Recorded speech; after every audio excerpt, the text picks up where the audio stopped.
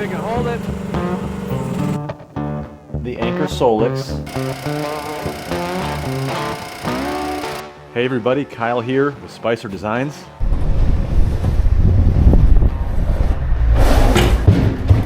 Well, I pictured that in my head going a lot different. Welcome back to the channel.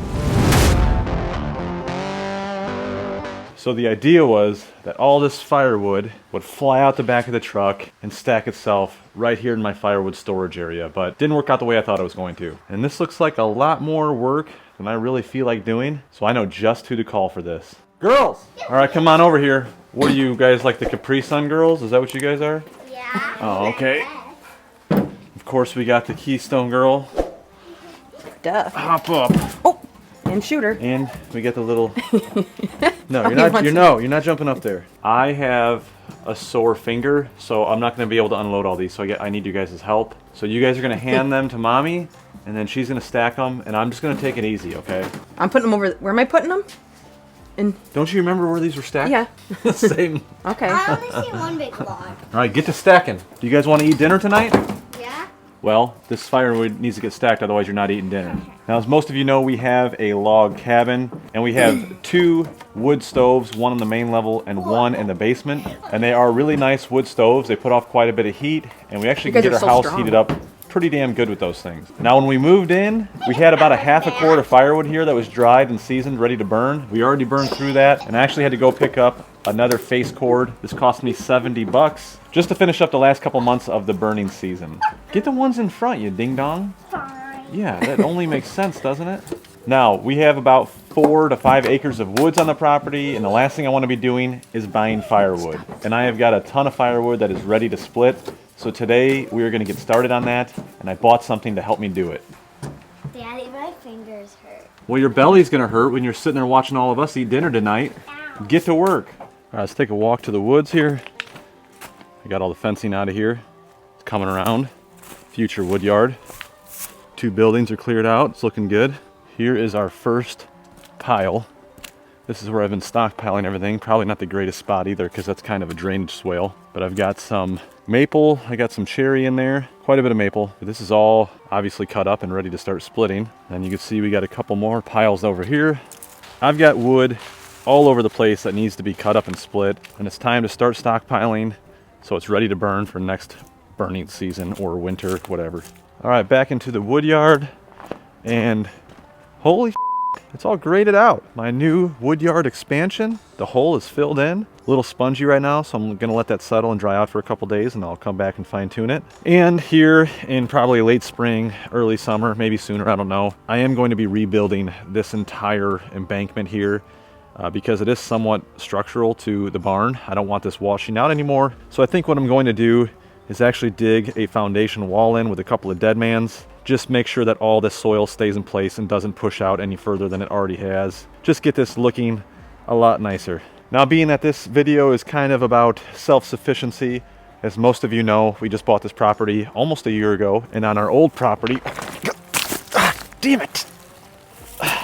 That was actually rough terrain right there. Back to what I was saying, on our old property, I had a home backup system. It was a Kohler generator. It was powered by natural gas. As most of you know, I am an electrician by trade. I've been doing this for almost 20 years, so I know what the hell I'm doing. Now, I did like that system a lot, but here's the problem.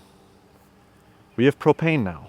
This propane tank only runs our furnace. That's why we like burning wood to heat our home as supplemental heat. But we currently have no backup power solution, something that I really liked having at the old house. If we lost power, whether it's a winter storm or just a big storm in the spring, whatever the case may be, losing power sucks. So I've been searching and searching for a home backup solution, and I think that I found one that's going to fit our needs perfectly, and I want to share it with you because I think that this system is very relatable. So I'm pretty excited about getting this system installed. It's going to be in a future video, but let's head downstairs and just check it out and see what the hell it is. All right, so here is what I came up with. There it is. This is the Anker SOLIX F3800. Now I know what you're thinking, not another battery pack infomercial. I promise you this is going to be different. I'm just giving you a little sneak peek of what's to come. I've done a lot of research on these battery systems. Like I mentioned before, I used to have a whole house generator, and having backup power is pretty important to me, especially if I'm not home. So I narrowed my search down to the Anker SOLIX F3800, and here's why. For one, this thing's pretty damn versatile. It's on wheels, you can wheel it around like a piece of luggage. It's got a dolly handle on it, so you can wheel it around like a hand cart. This thing does have some weight to it, it's 132 pounds. So having this dolly handle and the larger wheels on the back so you can tip it back and actually wheel it around a lot easier, pretty handy. And of course you can lock the wheels so it stays in place. You don't want it rolling down a hill. I made that mistake once when we had our first baby. Whoopsie! Now a big reason I chose the Anker SOLIX F3800 is because this thing outputs 120 volts and 240 volts in one unit. You don't have to link it with another main unit like this. The F3800 will actually output 6,000 watts or 50 amps at 120 volts. And if you convert that to 240 volts, it'll output that same 6,000 watts at 25 amps. Very comparable to a portable gas generator. That's basically what this thing is. And the great thing is you don't have to have a transfer switch. If you already have a gas portable generator and you have a generator backup plug on the side of your house with the interlock switch inside of your main panel, you can literally use the same cord with the L14-30 plug and use this system in place of the gas generator. Or if you want to load this thing up in your RV, you can actually power your RV with this 50 amp plug. This is a NEMA 14-50 receptacle, the same one that you would use for your 50 amp power cord on your RV. Pretty handy. Now they do offer a smart home kit and a manual transfer switch setup. I am still waiting on the smart home kit. We're going to be installing that here in a future video, and we're going to go over the entire system, which is going to be very relatable because I'm going to set this up in a way that 99.9% of people are going to want to set this thing up in their home. They also offer the option to add expansion battery packs to this thing. I forget how many you can add to it, but it'll give you anywhere from 3.8 kilowatt hours all the way up to 26.9 kilowatt hours. And you can actually get another one of these F38 systems if you want even more power, which would give you 12,000 watts of output. And you can double that entire system with all the battery packs and get a ton of power out of this thing. But you better be ready to spend some money because it's not cheap. And of course they have all of your USB and Lightning C connectors and all that crap for charging smaller devices. You have your typical style carport right here, just like you would in your car for your accessories. And along with your generator plug and your RV plug, you've got a couple of overcurrent protection breakers right here, and you have 6 normal 20 amp 120 volt outlets just like you would have in your house. And on the other side you have your 120 volt option for charging the F3800, along with a couple of ports here that you would use for solar inputs to charge it as well, which I do plan on doing that in the future. And they give you all the connections that you need for your solar charging. And just like everything else these days, they do offer an app for this. The app allows you to see what the battery life is, allows you to see what your power usage is and all that good stuff. It's got a lot of good information on there, right there at your fingertips. You don't have to come down here and physically look at this thing. And this system is designed for 10 years of everyday use. It uses lithium ion phosphate batteries, and they're good for up to 3,000 charge cycles. But wait, there's more. If you're into all the EV car stuff, I personally am not, you can directly charge your EV car with this unit, which apparently isn't that common for these battery systems, but Anker SOLIX, they've got it covered. Now just to be clear, Anker did send me this thing. I've been doing a lot of research. I got in touch with them. They're doing some promotions. So it all kind of worked out and they ended up sending it to me. Obviously we have a YouTube channel, so we're able to do these things, but I will tell you that this is the system of my choice. I did a lot of research and this is what I narrowed it down to. So that's just my 2 cents. Oh yeah, that's nice. Nice carbon fiber look. You know what? I'm getting rid of this thing. Yeah, buddy. Oh, damn it. Ah! Didn't realize I had that much hair in my hand. Well, not anymore. Now, if you want more information on the Anker SOLIX F3800, make sure you check out their website. I will have links for their website down in the description, along with a promo code that will save you some more money if you decide to purchase something from the website. And until February 18th, they are having a Valentine's Day sale, which will save you even more money on selected products. They got all kinds of stuff for sale on there. So definitely go check out their website, check out all their products, and hopefully save some money. Now, once the rest of that system comes in, I will be doing a full-on installation. We're going to try that system out on my cabin, and I think it's going to be a great solution for backup power. That is what I intend on using it for. But for right now, we're back here in the Woodyard, and I want to show you what I bought. Yeah. Oh boy. Oh boy. Didn't plan for this hill. Damn it. Something stabbed me in the leg. It was this. Whew. It's gonna leave a mark. No blood, we're good. Hope a testy wasn't hanging out there. God, this building's a piece of I just got a new belt made by Core, not affiliated with them. This freaking belt is amazing. A buddy of mine, Nick, told me about it. Thank you, Nick. Okay, spinning this thing around. Yeah. Okay, here it is. This is the XH4000 GTR. These have not even been released to the public yet, but I happen to know a guy who knows the store manager at Tractor Supply Company. Put a little extra money in his pocket, and here we go.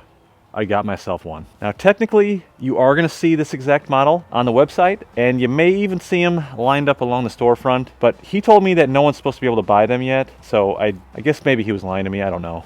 The more I think about it, I think I got f***ed. Oh well.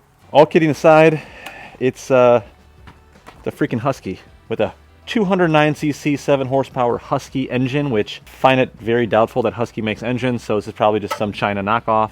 It is a vertical splitter as well, which was a must for me, and I'll tell you why in a second. So pretty standard setup. This is a very common box store splitter, but there is a specific reason why I purchased this exact model. Now, I don't want to give away all the details yet. I got to keep some suspense building, but I have big plans for this wood splitter. And today's video is the last time you're going to see this splitter in this condition, this design, anything. I'm going to completely disassemble this thing and totally redesign it and rebuild it. But before I do that, I want to do a little test run to see how efficiently I can split wood in the horizontal position and the vertical position, so I have something to compare to after I redesign it. Hopefully, it makes it all worth it. But literally, there is not a scratch on this thing. I have not even started the motor. I haven't cycled anything. I have done nothing with this. So you're gonna see me split with this thing for the very first time. Now I mentioned there was a specific reason that I purchased this splitter, and this is it right here. It is a 20-ton with a 4-inch bore. After doing some research and talking with Adam from Hometown Acres, he obviously has a lot of good insight on wood splitters. Now, again, I'm 6'5". I found out that the 3 and 4-inch bores are a lot faster. This has a cycle time of 8.5 seconds, which is pretty damn quick for a box store splitter. When you start getting into the 5 and 6-inch bores, you're looking at anywhere from 11.5 seconds to probably 14 to 15 seconds for cycle time. Pretty big difference, pretty significant when it comes to splitting wood. Obviously, time and efficiency is very important. Now, like I said, I purchased this at Tractor Supply Company. It was $1,000. Don't remember if I got it on sale or not. And then after Indiana sales tax, I got $1,070 wrapped up in this thing right now. And I'm probably gonna be dumping another $800 or $900 into it, if not a little bit more. What I'm gonna do to this thing, it's top secret, but it's gonna be pretty badass. All right, enough about the wood splitter. Let's get some rounds loaded up with the tractor, get them back here so we can test this thing out. I'm gonna be using the little Kimron 1-ton and the thumb to get these rounds loaded up in the tractor. And I have another thing that I purchased. I kind of messed up. I'll show you that here in a minute.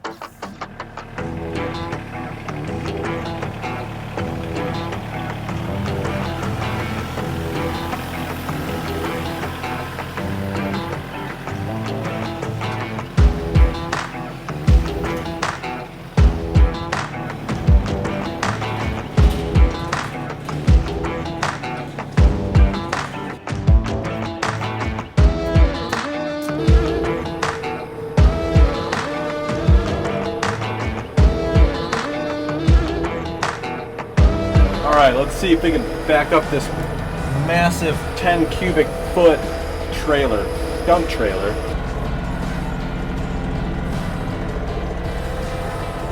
Oh great, I bent it. Damn it.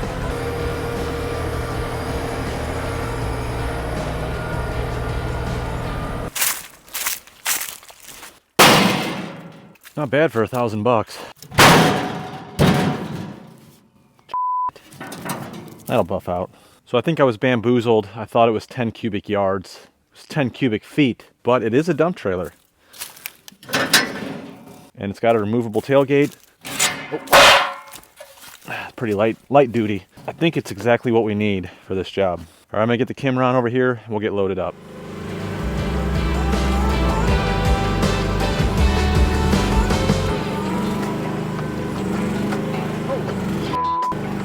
This totally reminds me of that Whistling Diesel video when he bought the pack yak and he had the little mini excavator like this and he had a little mini trailer and he went to Lowe's and loaded it up.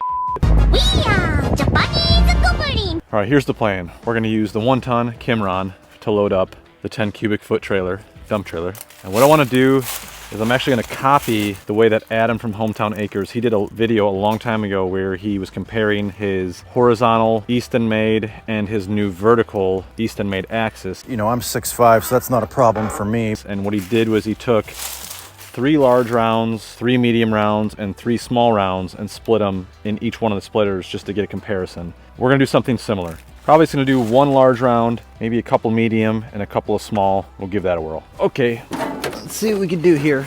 Curious how much that little thing's gonna hold. This thing runs like a champ.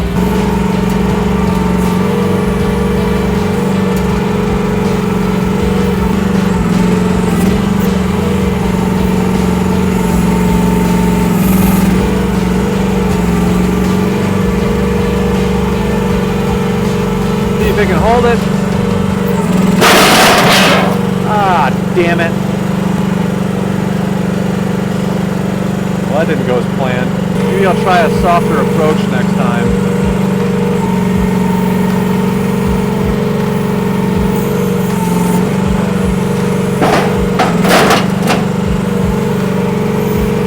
There we go. Perfect. Oh, that one's a little tippier.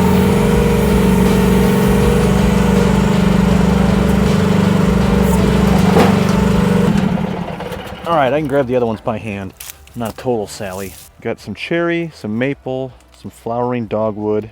I don't know what the f that is. And I think that's it. I really want to test the limits on this trailer. Now the tires are flat, which may help because I think they would have went flat anyway. Okay, I think we're good to roll. Freaking perfect. What a good buy. The tires aren't doing so well. They must not be E-rated.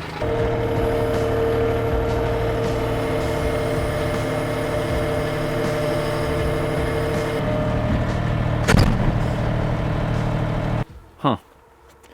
Looks like it's self-dumping. I didn't know it had that feature, but we did lose a tire. Probably not gonna get the best review from me. I think I got duped. I will be sending this back. That was underwhelming. Now these larger rounds, the thing's probably every bit of 2 foot in diameter. I just don't see why it makes any sense to split them in the horizontal position. I really don't feel like blowing the old bee a hole out today. So I'm only gonna split one of these large ones in the vertical position. So we'll do 1 big, 1 medium. Is this a small? 1 small. It's not the greatest test, honestly. All right, let's see if we can fire this baby up, and then I will set a timer, and we'll start splitting, see where we get. Oh, choke.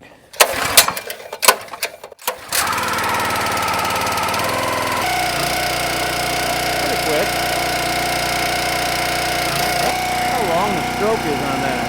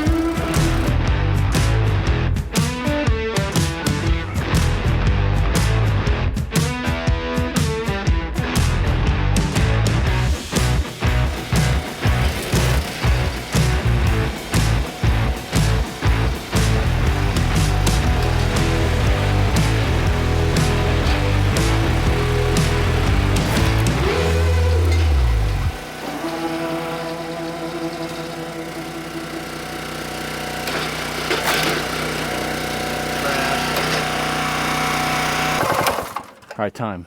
Okay, first thoughts. This little thing actually is pretty damn powerful. Now, I've heard a lot of mixed things about the tonnage on your hydraulic cylinder. Basically, what I understood is the whole 25 ton, 32 ton, 40 ton on these box store splitters. It's kind of a big gimmick. None of them really put out that kind of power. Don't quote me on that. That's just what I've heard. And that this little 20 ton is really all you need. I mean, it just split a big ass round. What else do I need it to do?